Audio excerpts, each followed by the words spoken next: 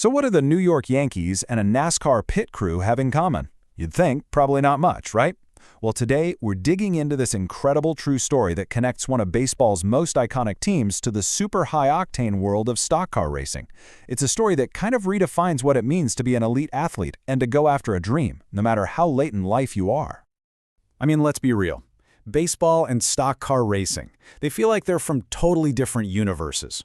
One is all about the slow burn strategy on a diamond. The other is just a blur of speed and metal on asphalt, which is exactly what makes this next scene so weird.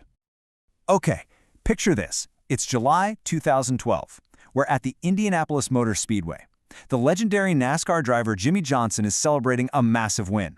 And right there with the crew, kneeling down to kiss those famous bricks, is a face nobody, and I mean nobody, expected to see. Gene Monahn, the head trainer for the New York Yankees. So what in the world is a baseball icon doing in victory lane at a NASCAR race? To get what's going on in this picture, you really have to understand the man himself. For anyone who follows baseball, Gene Monahn isn't just some trainer. He's a true Yankees institution, a fixture in that dugout for decades. For almost half a century, we're talking 49 years, Gene Monahn was the guy keeping the Bronx Bombers in one piece. He saw absolute legends come and go, everyone from Thurman Munson to Derek Jeter. He was a Yankee lifer, through and through, the real embodiment of that organization. So after beating cancer back in 2010, Monahn retired a year later.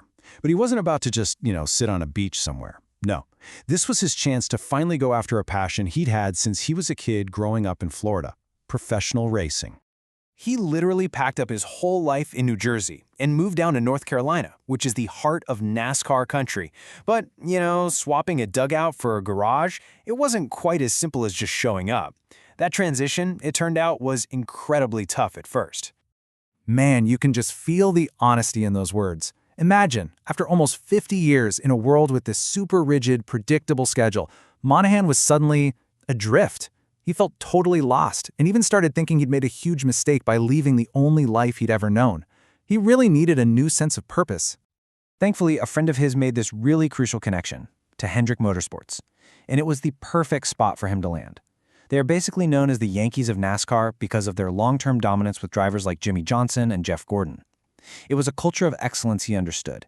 And just like that, Monahn found his new mission, using his skills as an athletic trainer for their elite pit crews. Okay, but hold on a second. Why would a racing team need a famous trainer who's used to treating baseball superstars? Well, the answer shows you just how much the job of a pit crew member has completely changed.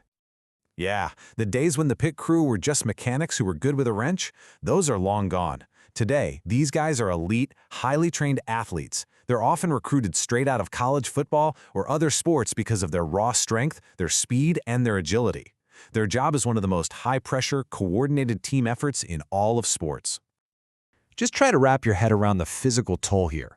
In less than 13 seconds, these athletes are wrestling with 70-pound tires and hoisting 95-pound gas cans with explosive force. I mean, that is just begging for the same kind of injuries you'd see in any other pro sport, especially really debilitating back and spine problems. And this is where the genius comes in.